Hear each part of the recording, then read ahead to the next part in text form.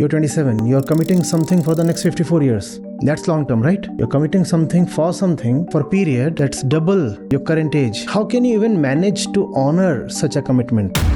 How will I get to know that the person is good for me? Like, what is love? If I'm choosing myself over the social norms, or the person who is claiming to be highly dedicated and purely in love with me, but I'm not satisfied with it. Like, my priorities are different. So, is it unfair to the other person? Is it being greedy? If you are already alright, then why do you need to step into something just for the sake of convention? If you are good to me, if I consider this conversation worth it, I'll commit everything I have to you right now. Why should I demand that you remain committed for the next 2000 years? Companionship is wonderful. Companionship with the opposite gender too might be wonderful. But what is this idea that unless you are in a long-term relationship with somebody, there is something missing? Hello, Acharya ji. I hope I'm audible. You are. So currently I'm financially stable and I'm working since quite long. Like I started working when I was 17 years old. So that that thing made me quite independent, strong, and different than my peer group. Like I believe that I'm a little different than them. And currently I have a government job. So I'm posted to a rural area. So the environment is a lot like men dominating, and there's a lot of pressure on marriage. So in last 1 year, it influenced me for marriage. So I felt like I'm stable, like I'm making money and I'm quite satisfied in my life. So I was convinced with this idea and I stepped into the hunt, and I met a person who claimed to be in love with me and claimed a lot of things. I made some commitments, but it's been a few months and I'm not comfortable with the bond with the person and with the idea of a long term with him. So the question here is like, how will I get to know that the person is good for me? Like, what is love? And if I'm choosing myself over the social norms, or the person who is claiming to be highly dedicated and purely in love with me, but I'm not satisfied with it. Like, my priorities are different. So is it unfair to the other person? Is it being greedy? Is it like asking too much if I want to step back from here? So yeah, it's like superiority complex as well. I believe that I am a bit better than him. uh, it is to some aspects. So, am I being way too much greedy about my priorities? Stepping back, I do not understand because I do not understand what it means to have a long term relationship. Marriage, What do you mean by that? What is that? Yes, we are all very familiar with that word, but kindly explain. marriage like sharing. No, no, please, please, please. Today, sharing responsibilities today, is that marriage? Not today, in a long term. So how do you decide on that? And how do you decide on that? And why must you decide on that? I was told a lot such things, but mentally I'm not convinced with it. I believe I'm doing good and I'm I'm fine without such things, without these responsibilities, and without this partnership. So shouldn't that then simply close the matter?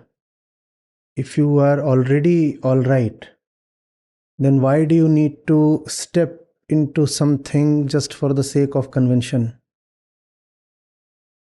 And that too something that, as I said, we are very familiar with, but we probably do not understand. If you are good to me, if I consider this conversation worth it, I'll commit everything I have to you right now. Why should I demand that you remain committed for the next 2000 years? Or why should I commit myself for the next 2000 years? Isn't that just absurd?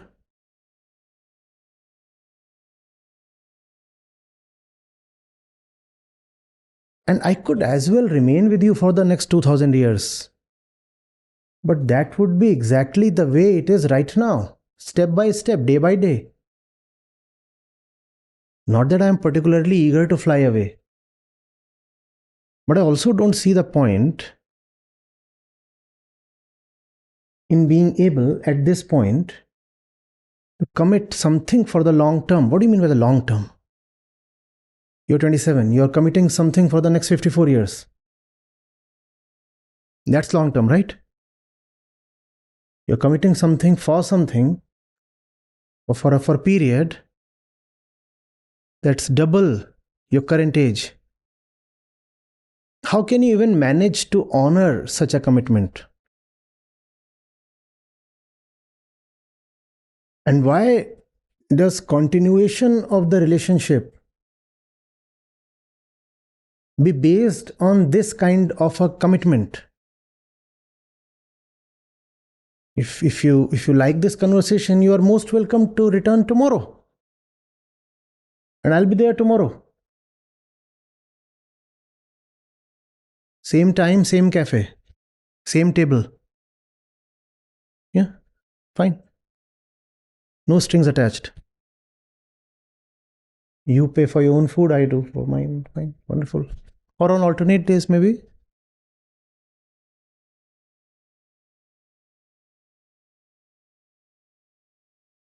I'm asking this question. What exactly is this thing that you must get into, even if your life is all right?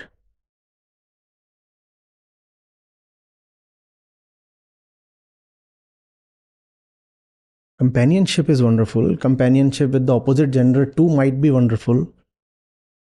But what is this idea that unless you are in a long term relationship with somebody, there is something missing?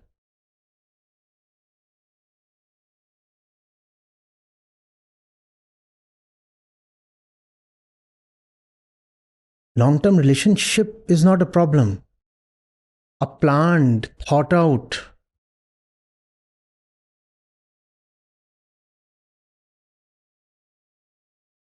constructed in advance relationship is a problem.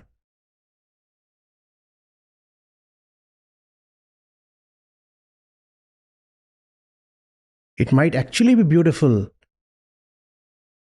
to grow old together, to be with someone for next 50 years. But it's beautiful when it's day by day. Not when it has been made binding upon you by forces of society, culture, and law.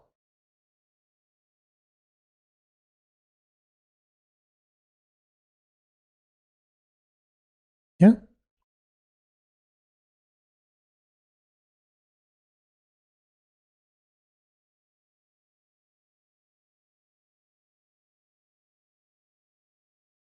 And why must you be so insecure?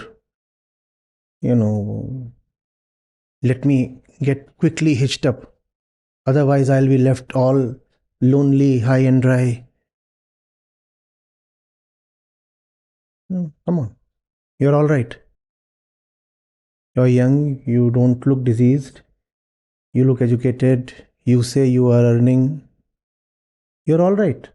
Why should there be such insecurity? And if you have an inner void, then the Bhagavad Gita is there for you. Great writers are there for you. Great arts are there for you. Great books, great philosophies are there for you. The saints have such great songs of love. They are there for you.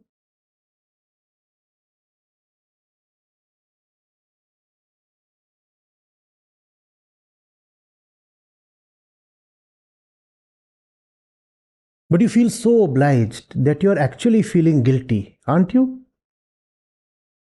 Yep. Yes, the thing is, I'm getting a continuous knock on my door, that I will not do what I have done before.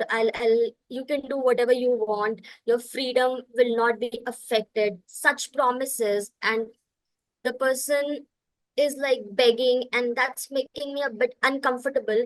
That am I being unkind to the other person? You're supposed to be So kind because you are, a cultured Indian woman, and she must be the epitome of kindness, hmm?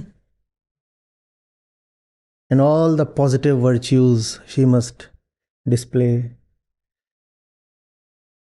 right? Even in a single seater bike, she must take the back seat.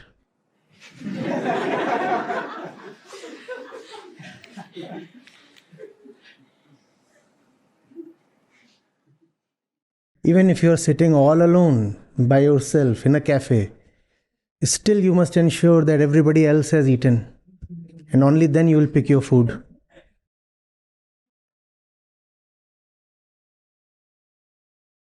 The problem is not that he is knocking and saying this or that to allure you or whatever. The problem is the guilt you are experiencing. Am I being selfish? You are entitled to be selfish. What else do you have in life except the self? Take care of it. Take care of it. What else will you take care of if not the self?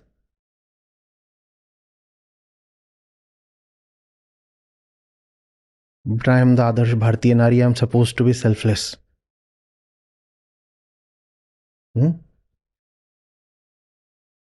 As selfless as Gandhari.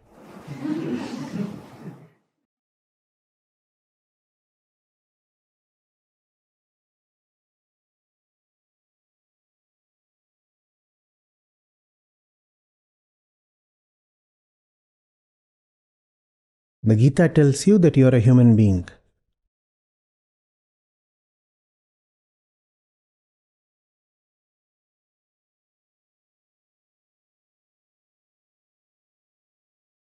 The gender is just one of the attributes of the body. You belong to the same species as the rest of us, Homo sapiens. We do not say because you are a woman, so Homo sapiens. Do we say that? Interestingly, men would be momos.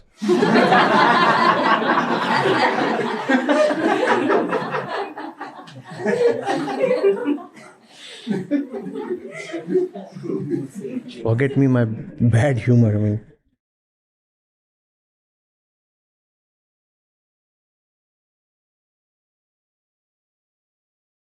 Create the right environment.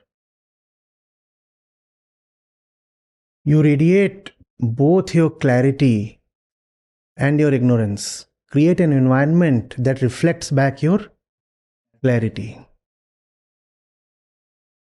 And absorbs your ignorance. That's what I mean by tricking the ego. Creating the right environment around yourself is extremely important.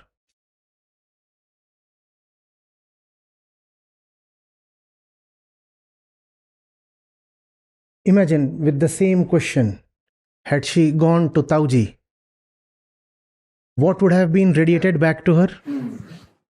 Ignorance. And the decision would have flipped.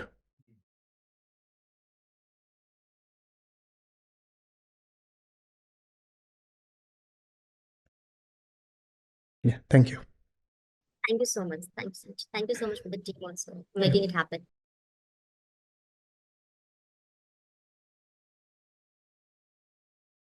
Namaste, Acharya. Acharya, my question is that I sort of feel a lot cornered in situations, and I feel like if I'm not loud enough, I'm not heard. And because we talked about anger, fear, insecurities, etc. So I think that it is birthing from my own insecurity. But the two most common justifications I use for the same is that my gender and probably my age doesn't make people think that I'm saying something sensible. But I think that has become like a uh, sort of like what I just said, a justification to like overshadow my own inadequacies, making maybe I'm not actually making sense. Maybe it's just angers and I'm trying to protect, as you said, like my own ego. So I don't know how to like come out of that in like my own situations. Display results, that's all.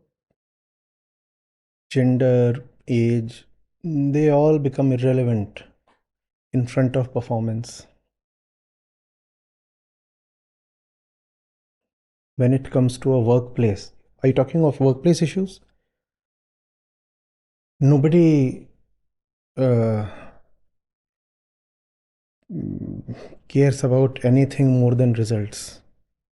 We are here to produce results.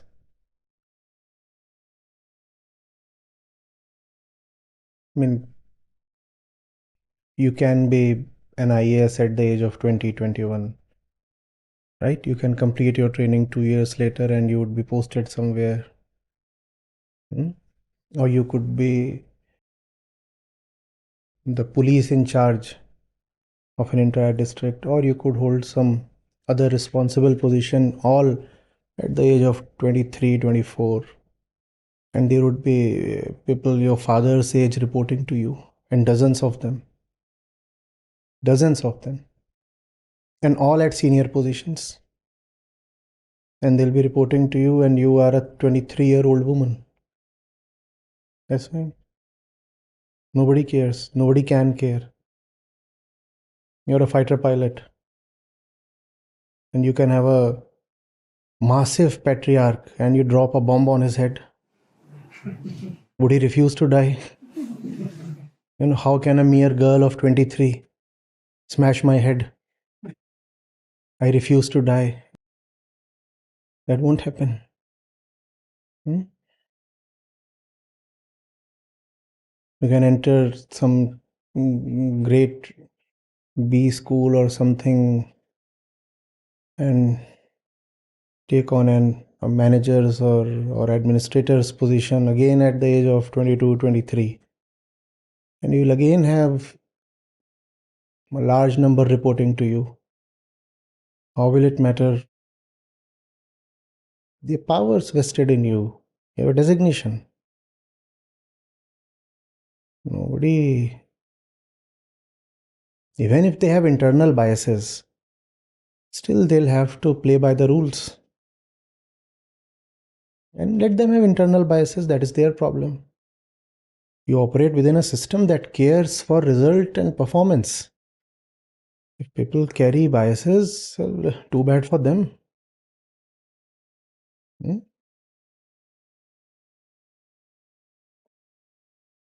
So many Nobel laureates, all young people. All young people. In fact, if you look at the distribution, age distribution of Nobel laureates, you will find something pretty interesting. A lot of young people there. In fact, it is more difficult to find old people there.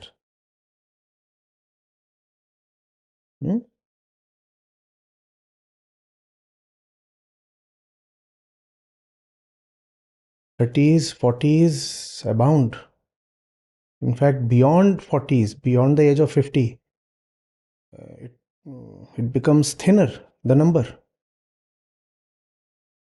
They are young people who are doing great stuff and they are succeeding and they are being rewarded. And a lot of young women as well. Who is the only person to receive a Nobel doubly? What, she was like 104 years old when that happened? Huh? Yeah. And that wasn't after all the waves of feminism and postmodernism and no. When was that happening? That was happening when the society and the culture were still more regressive than they are today. Yeah? And you know the problems she faced in even getting properly educated. And yet, a Nobel laureate twice over. I don't think we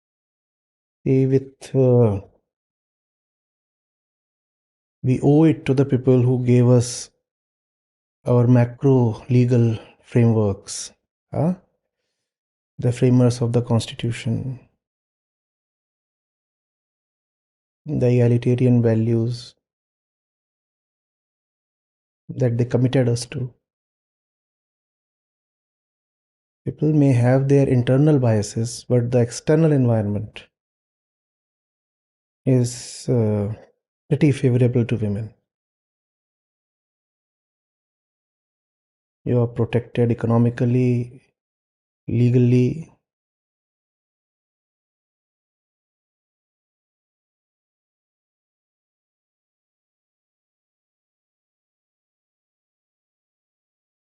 In fact, there is affirmative action, there is reservation as well